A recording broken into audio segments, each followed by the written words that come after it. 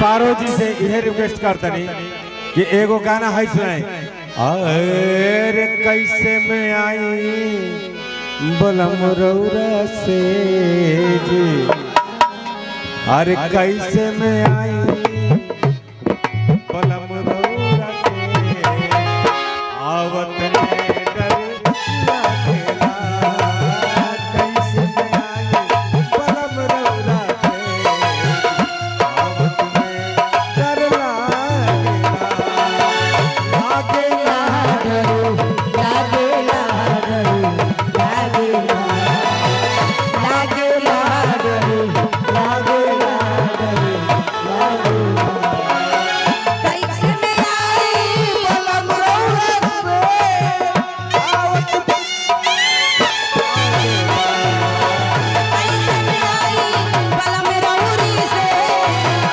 आवत में डर लागेला, लागेला डर, लागेला डर, लागेला। लागेला कैसे में आई बलम रौरी से, कैसे में आई बलम रौरी से, आवत में डर लागेला, कैसे में आई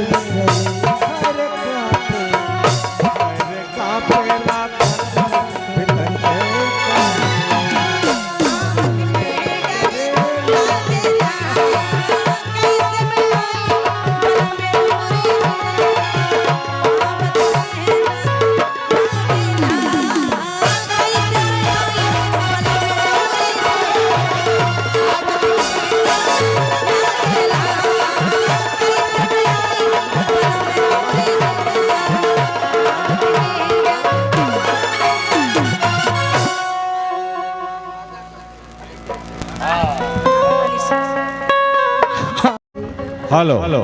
सावन के झूलों ने मुझको झुलाया, अरे सावन के झूलों ने मुझको झुलाया, मैं परदेसी घर वापस आया,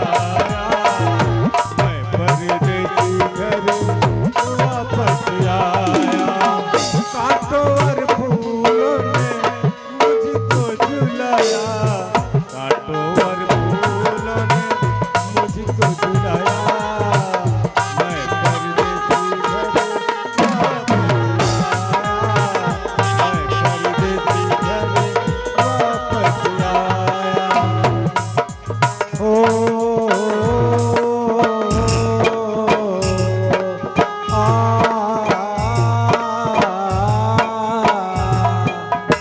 सावन के झूल में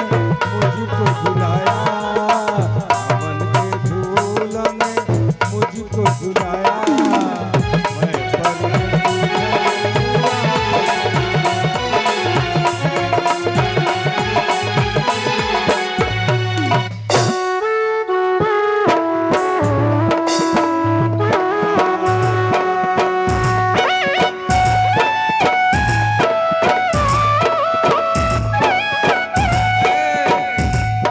सब कहेला कि बहुते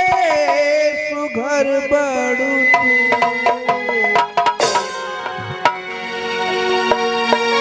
सब कहेला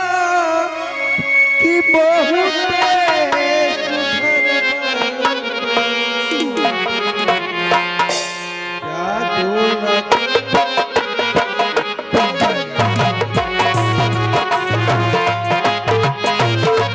जादू बहुते